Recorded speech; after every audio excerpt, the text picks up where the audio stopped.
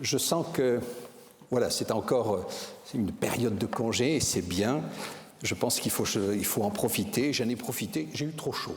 Je pense que c'est le cas pour beaucoup d'entre vous. Je voudrais vous parler d'un sujet, vous avez compris le thème, c'est oser la bienveillance. Oser dans le sens de dire, eh bien, pourquoi ne pas tester la bienveillance ? Quand je regarde le monde actuel, aujourd'hui, avec toutes ces fake news, vous savez, ces fausses nouvelles, ces fausses informations qu'il faut en permanence décrypter, cette agressivité entre les hommes, entre les pays même, puisque tous les accords sont en train d'exploser en ce moment, je me dis, mais s'il est une qualité qui disparaît aujourd'hui, c'est bien la bienveillance. Et je voudrais, au travers de ceci, prendre l'exemple de Zachée. Le premier point, c'est, je pense qu'il faut avoir en tête que Dieu se présente à nous toujours comme un Dieu bienveillant. Bienveillant, l'origine, c'est bénévolence, c'est-à-dire faire le bien. La bienveillance n'est pas quelque chose de passif. La bienveillance, c'est le bien, mais c'est aussi une volonté, volens, c'est-à-dire une volonté de faire, et donc une action derrière ça. Et lorsque Dieu se présente comme un Dieu bienveillant, on l'a vu dans le texte de Michée tout à l'heure, qui est toi qui passe sur la transgression en faveur de ton patrimoine, n'entretiens pas sa colère à jamais, car il prend plaisir à la fidélité. Dieu prend du plaisir à être bienveillant. Et on peut le voir au travers de l'action de Jésus, quand on lit par exemple le livre des Actes, c'est Pierre qui parle devant le centenier Corneille. Pierre, devant le centenier Corneille, Dieu a confié une onction d'Esprit Saint à Jésus de Nazareth qui, là où il passait, faisait du bien. Et donc, l'action de Jésus était de faire du bien, d'être bienveillant. Ce n'était pas donc une notion abstraite, mais une notion très concrète. Et lorsque l'apôtre Paul va nous parler, la demande faite aux disciples, car c'est Dieu qui opère en vous le vouloir et le faire pour le bien. C'est-à-dire que la bienveillance, l'apôtre Paul le souligne, est une action de Dieu en nous, qui est non seulement une action de volonté, mais une véritable action. Prenons l'exemple de Zachée. Et on va essayer de lire ce texte de nouveau. Et je voudrais essayer de vous montrer cette action de bienveillance et vous présenter cet homme Zachée. Alors cette histoire est toujours très appréciée des enfants parce que Zachée était petit. Et les enfants se reconnaissent, ils sont petits finalement, et donc ils se retrouvent au travers de cet homme qui n'arrive pas à voir, qui va monter sur un arbre. Mais on pourrait quand même se poser la question, au travers de ceci, quand on prend la globalité de cette vision, il faut faire attention parce qu'on pourrait penser que nous sommes en présence du salut par les œuvres. Alors vous allez voir que c'est tout le contraire. Puisque à la fin, Jésus dit « Aujourd'hui, le salut est venu dans cette maison ». Donc le salut est arrivé. Et juste avant, Zachée dit eh « bien, je vais distribuer, je donne aux pauvres la moitié de mes biens, et si j'ai extorqué quoi que ce soit à quelqu'un, je lui rends le quadruple ». Eh bien, sachez que c'est tout le contraire. Et je vais vous montrer pourquoi. Zachée n'est pas sauvé parce qu'il donne aux pauvres. Zachée est sauvé parce que le texte nous dit « Le Fils de l'homme est venu et chercher et sauver ce qui était perdu ». Alors reprenons donc ce texte. Nous sommes à Jéricho. Jéricho c'est une ville qui s'est opposée à l'entrée des enfants d'Israël. Donc elle a mauvaise réputation dans l'entrée en Canaan. Elle a mauvaise réputation. Et cet homme, Zachée, a une très mauvaise réputation. Il est collecteur d'impôts. Je pense que vous le savez, donc c'est un publicain, collecteur d'impôts, donc il est collaborateur avec l'ennemi romain, puisqu'il paye les impôts forfaitairement aux Romains, et les Romains lui laissent la possibilité de récolter ce qu'il veut comme impôt. Et donc il s'enrichit parce qu'il demande plus que ce qu'il a donné. Donc voilà un homme qui collabore avec l'ennemi et qui s'enrichit au profit, à son propre profit, au détriment de la population. Donc il est collecteur d'impôts et, par-dessus le marché, il est riche. Et ça, c'est pas bon signe. Parce que sa richesse a vraisemblablement été mal acquise. Et donc, vous savez comme moi que les collecteurs d'impôts sont toujours, alors aujourd'hui encore mal considérés, les pauvres, les inspecteurs des impôts, mais à l'époque, c'était encore plus terrible. Le problème, c'est, savez-vous ce que signifie le nom Zachée ? J'ai découvert ça, et c'est très étonnant. Zachée signifie celui qui est juste, celui qui est pur. Très curieux. Cet homme a une part d'ombre, collecteur d'impôts, collaborateur, et en même temps, il porte un nom qui le caractérise. C'est un homme juste et c'est un homme pur. Et je pense qu'on se retrouve tous dans cette contradiction entre cette part d'ombre et cette part de justesse. La preuve, c'est que la première des choses qu'il veut, c'est voir Jésus.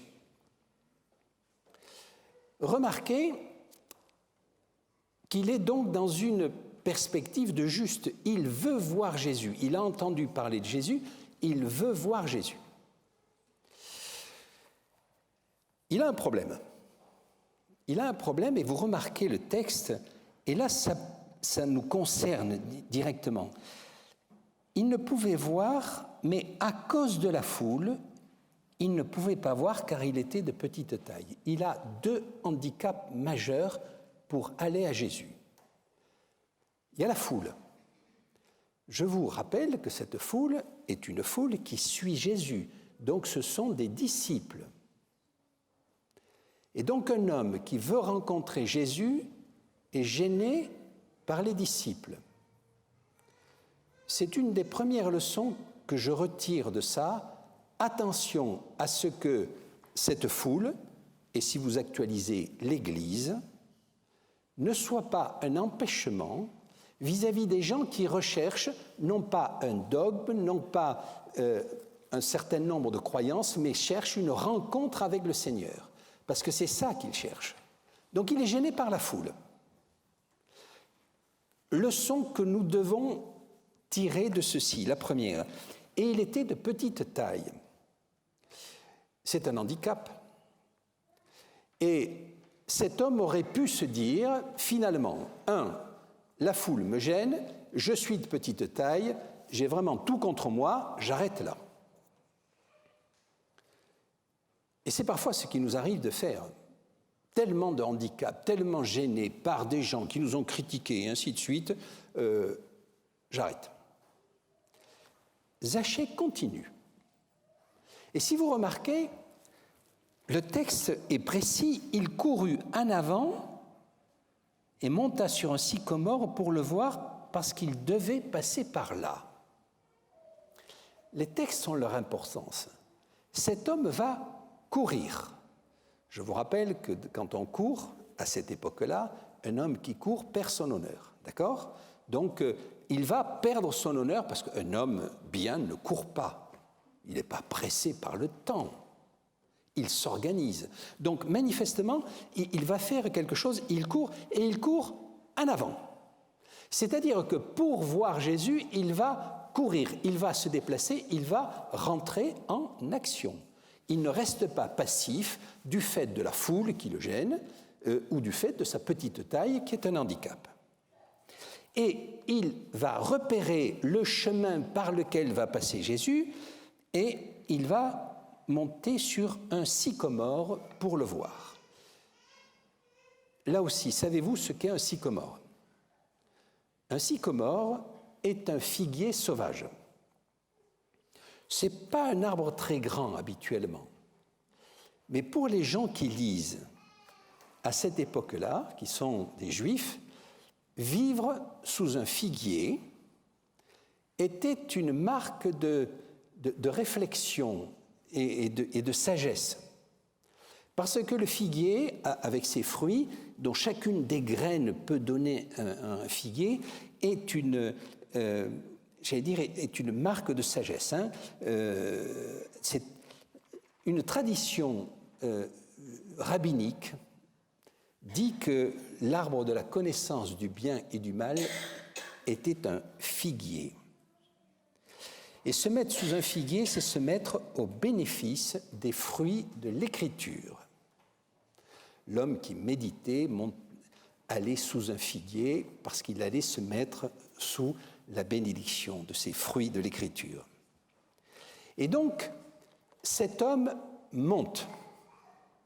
Je pense que l'image veut dire qu'il va tenter au travers de l'écriture. Sycomore, figuier, ça ramène pour les gens de cette époque à une notion d'écriture. Et donc, voilà, il est en recherche au travers de l'écriture et il va monter au travers de la méditation et de la prière. Peut-être dans une tentative d'être encore plus juste, lui, Zachée, le juste, le pur. Et là, Jésus passe et s'arrête. Et la première des choses qu'il lui dit, c'est « Maintenant, tu descends ». C'est-à-dire que ne reste pas dans cette réflexion qui est une bonne chose, dans cette prière qui est une bonne chose, dans cette méditation qui est une bonne chose, mais fais également ce aller-retour vers le bas, vers l'action. Descends.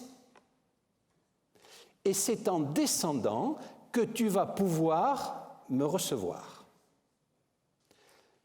L'image est en train de nous dire, cette histoire est en train de nous dire, certes, la méditation sous le figuier est une bonne chose, mais si on veut vraiment recevoir le Seigneur, ce n'est pas dans cette perfection intellectuelle que nous allons la retrouver, mais c'est dans un contact personnel, en mangeant avec le Seigneur, en le recevant les bras ouverts.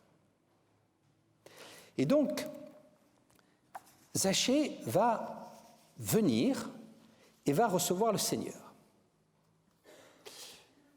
Intéressant de voir la réaction des disciples. Et là encore, il faut que nous soyons vigilants par rapport à cette action de bienveillance qu'est en train de faire Jésus. En voyant cela, tous maugréaient. Je vous rappelle que le tous, ce sont les disciples qui suivaient Jésus. Et cette leçon s'adresse à nous.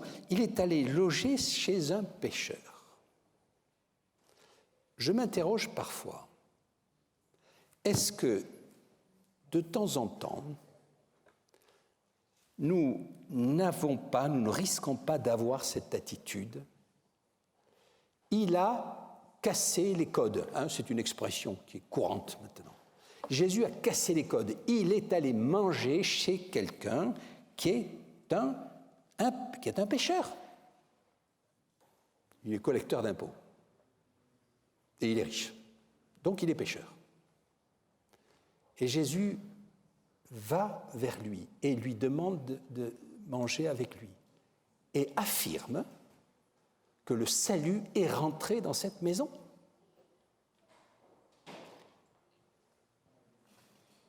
On est dans un acte de bienveillance pure de la part du Seigneur. Et je voudrais, avec vous, partager les leçons que l'on peut tirer de ceci. Jésus va être, et ça c'est vraiment la description de l'action de bienveillance, Jésus est à l'affût du désir d'autrui. Être bienveillant, c'est essayer de comprendre, être à l'affût du désir. Quel est le désir de ceux qui sont autour de nous? Le Christ va traiter d'égal à égal. Descends, viens vers moi. Ne me regarde pas de haut et je ne te regarde pas de haut. La bienveillance suppose ce regard. Jésus souhaite une relation durable. Ceci va engendrer chez cet homme, chez Zachée, des actes qui vont être des actes responsables. D'ailleurs, il le dit lui-même. Cette rencontre va changer sa vie. Cet acte de bienveillance va changer sa vie. Et au travers de la réception qu'il impose à Zachée, c'est quand même gros de dire à quelqu'un « je viens chez toi et je m'invite ». Normalement, ça ne se fait pas. Et Zachée, lui, accepte avec joie. Et du coup, Zachée va revenir dans le tissu social duquel on l'avait sorti. Puisque le salut est rentré dans cette maison, c'est-à-dire que, et d'ailleurs Jésus va le lui dire, parce que lui aussi est un fils d'Abraham. Vous l'aviez sorti comme pécheur, donc sorti de ce peuple, sorti de cette église, et finalement, il est réintégré. L'acte de bienveillance est un acte qui va redonner à l'autre sa présence dans le tissu social. Et remarquez aussi combien il va faire sortir Zachée de sa culpabilité, peut-être présente, comme il va le faire sortir de son perfectionnisme, monté au sycomore. L'un et l'autre vont être des actions qui vont être annihilées par cette bienveillance du Christ. Alors, j'ai envie de vous dire de manière pratique. Il se trouve que notre communauté est en train de vivre, puisque c'est pendant ce moment que ça se passe, va avoir un nouveau pasteur. La présentation de ce nouveau pasteur va officiellement se faire le 22 septembre, si je me souviens bien. Va avoir une nouvelle équipe, des nouveaux dirigeants. Oserais-je vous proposer d'oser la bienveillance vis-à-vis des Zachées à qui on a confié des responsabilités. Vous savez, les petits, des gens sans expérience, à qui on a confié un certain nombre de responsabilités. Petits, peut-être petits dans la foi, parce que récents dans la foi. Osons la bienveillance, comme l'a fait Jésus. Osons la bienveillance comme vis-à-vis aussi des plus anciens qui, eux, vont continuer dans un certain nombre d'actions pendant un certain temps, qui sont peut-être fatigués des actions qu'ils ont pu mener. Soyons aussi bienveillants vis-à-vis d'autres personnes qui ont volontairement accepté de prendre du recul temporairement par rapport à des fonctions dans la communauté. Soyons bienveillants vis-à-vis de notre nouveau pasteur. Il n'est pas encore là, donc je peux le dire. Vous le connaissez certainement. Mais là aussi, comme nous tous, il a ses qualités, j'allais dire, on ne va pas dire des défauts, mais des points d'amélioration, puisque c'est comme ça que l'on parle maintenant. Alors vous allez me dire, c'est bien gentil Patrick, mais être bienveillant, ça va vouloir dire quoi? Donc on ne peut plus rien dire maintenant. Il faut toujours être à l'affût du besoin d'autrui, être dans l'action du bien, puisque bienveillant, de la bénédiction, parce que c'est ça que ça veut dire. Être bienveillant, c'est bénir. Et donc je ne peux rien dire. Donc maintenant, voilà, tu nous imposes un certain mutisme par rapport à ça. Et vous allez certainement me rappeler les actions de Jésus qui, de manière apparente, n'ont pas toutes été bienveillantes. Mais de manière apparente, On va quand même les analyser un peu. Vous vous souvenez ces actions vis-à-vis des pharisiens? Traiter les gens de sépulcres blanchis, c'est bienveillant, ça? Alors, ceci m'a rappelé une histoire qu'on attribue à Socrate. Socrate et ses 3 tamis, vous connaissez ça? Un jour, un grand ami de Socrate est venu le voir en disant « Il faut que je te raconte, parce que j'ai appris des choses sur un de tes bons amis, et je voudrais t'en parler. » Et Socrate lui dit « Attends, avant de me dire quelque chose, as-tu passé ce que tu veux me dire au travers des 3 tamis ?» Et son interlocuteur lui dit « Mais c'est quoi ces 3 tamis ?» Le premier lui dit Socrate, « Est-ce que ce que tu as à me dire est vrai? Est-ce que c'est juste ?» On me l'a dit, je l'ai entendu dire.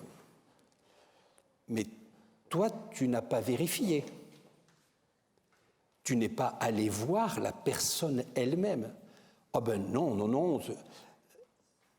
Bon, tu passes pas le premier tamis. Le deuxième, c'est le tamis du bien, de la bienveillance. Est-ce que ce que tu as à me dire est bienveillant pour cet ami? Ah ben non. Alors, es-tu sûr qu'il faut que tu me le dises?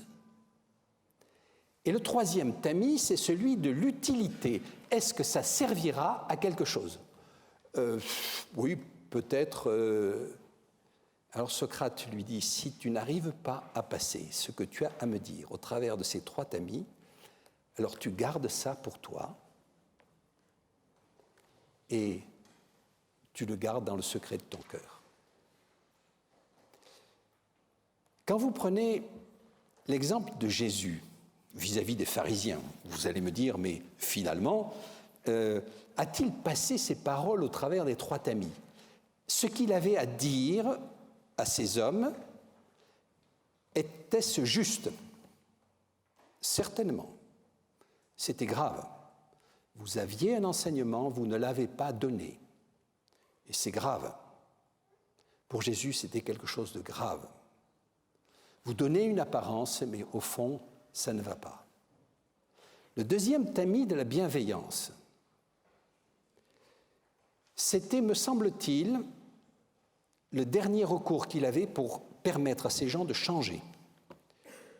Parce que la bienveillance ne veut pas dire que l'on ne dit pas, mais on le dit à propos. La bienveillance n'est pas la passivité, n'est pas la lâcheté. Jésus n'a pas été lâche, il aurait pu dire « bon, c'est comme ça et tant pis pour eux ». Non, il voulait aussi les sauver.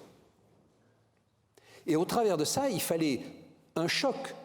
Et il est vraisemblable que ce choc, ces paroles, ont dû troubler un certain nombre de personnes et certainement les faire changer. Est-ce que c'était utile? C'était utile pour la communauté et pour ces personnes. Alors, si ce que vous avez à dire, si ce que nous avons à dire passe au travers des 3 tamis, eh bien, il faut le dire. C'est clair.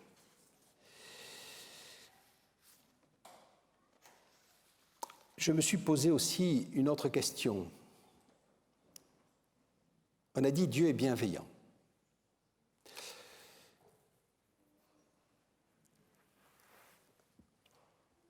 Et dans le courant de cette semaine, j'avais préparé cette prédication, et dans le courant de cette semaine arrive l'affaire du pont Morandi à Gênes. Est-ce que Dieu est bienveillant, a été bienveillant vis-à-vis des personnes qui sont aujourd'hui enterrées d'ailleurs? Et là, je pense que je ne prétends pas répondre à la totalité de ces questions. Mais le temps de Dieu n'est pas le temps de l'homme, c'est la première des choses. La deuxième des choses, c'est que Dieu respecte la liberté de l'homme et la liberté des humains et des choix qu'ils font. l'humanité va à la catastrophe. Écoutez les rapports qui sont faits sur l'écologie. Si on continue comme ça, la Terre ne pourra supporter que 1 milliard de personnes, disent un certain nombre de scientifiques, du fait du réchauffement climatique qui va rendre un certain nombre de terres totalement incultivables. On est 8 milliards, bientôt 9, par rapport à 1 milliard, qu'est-ce qui va se passer? Et ne me dites pas que Dieu n'est pas bienveillant, il nous a demandé de faire des choses et ça ne se fait pas. Et le dernier point, c'est pour vous dire que face aux événements de la vie que vous avez peut-être traversés, et j'en ai personnellement traversé, vu des familles, voilà, une famille qu'on avait vue les vacances dernières, le monsieur était là, aujourd'hui il n'est plus là, parce qu'il est décédé d'un cancer. La famille est toujours là et je me dis, quand même, est-ce que Dieu ne nous place pas, nous, dans la position de bienveillant vis-à-vis des gens qui nous entourent? Et je crois que la meilleure manifestation que Dieu peut faire, c'est au travers des hommes, au travers de ses disciples, qui vont pratiquer la bienveillance vis-à-vis de ces personnes qui en ont tant besoin et qui sont touchées par les événements de la vie. Pour être bienveillant, je crois qu'après réflexion, ce n'est pas facile. On a tellement envie de se venger, tellement envie de râler, surtout les Français d'ailleurs. Râler. Je crois que râler n'est pas très bienveillant. Bienveillant demande du courage de dire, du courage de ne pas dire, le courage d'accepter le regard de l'autre. Jésus a accepté le regard de Zachée, de cet homme considéré comme pécheur, chez qui il s'invite, avec le risque des critiques, qui sont d'ailleurs arrivées, sur son comportement vis-à-vis d'hommes comme ça. Il a fallu du courage. Et je voudrais terminer ce temps de méditation sur ce simple texte de Zachée. N'oubliez pas, Zachée, le juste, le pur. Le publicain, riche, mais qui est pur. Qui, rejeté par tous, a retrouvé une place dans la société grâce à la bienveillance de Jésus-Christ et qui nous demande de reproduire autour de nous ces actes-là. Et à vous qui êtes là, à moi, je vais l'appliquer ici. Je vais prendre le texte et le paraphraser tout simplement. Jésus nous dit, aujourd'hui, le salut est venu pour cette Église, parce que vous êtes aussi fils et filles d'Abraham. Car le Fils de l'homme est venu chercher et sauver, non pas les purs, non pas les parfaits, il est venu et sauver, aujourd'hui à Neuilly, nous tous qui étions perdus. Merci Seigneur pour cette bénédiction que tu nous donnes encore aujourd'hui. Amen.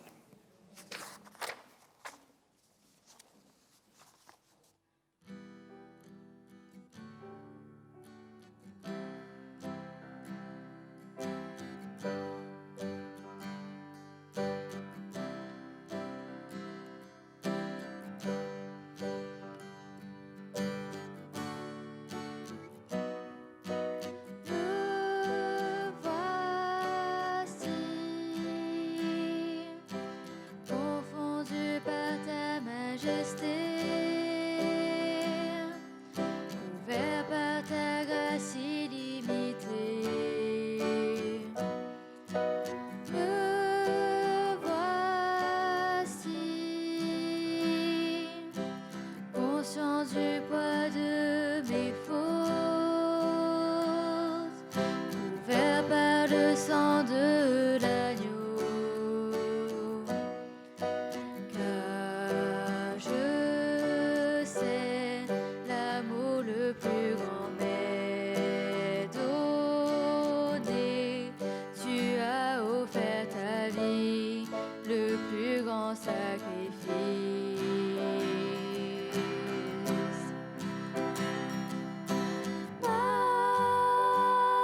Majesté,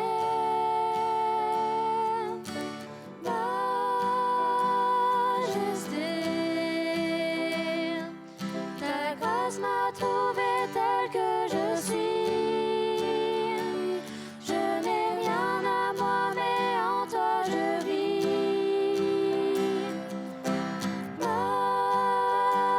Majesté, majesté,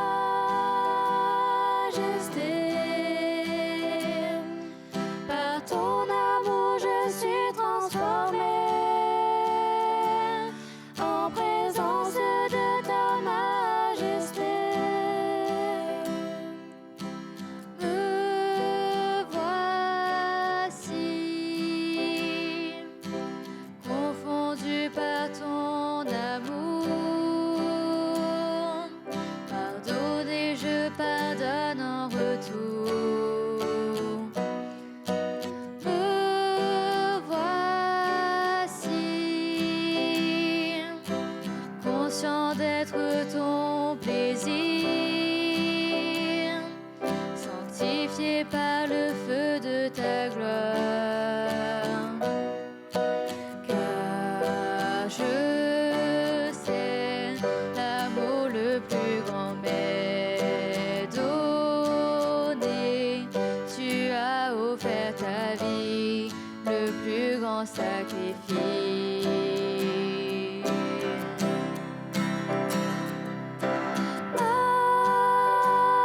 Majesté,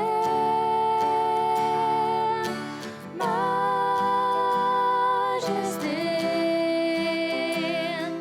ta grâce m'a trouvé tel que je suis. Je n'ai rien à moi, mais en toi je vis.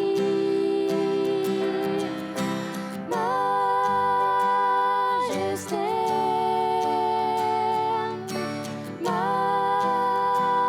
majesté, par ton amour je suis transformée en présence de ta majesté. Me voici, confondu par ta majesté, couvert par ta grâce illimitée.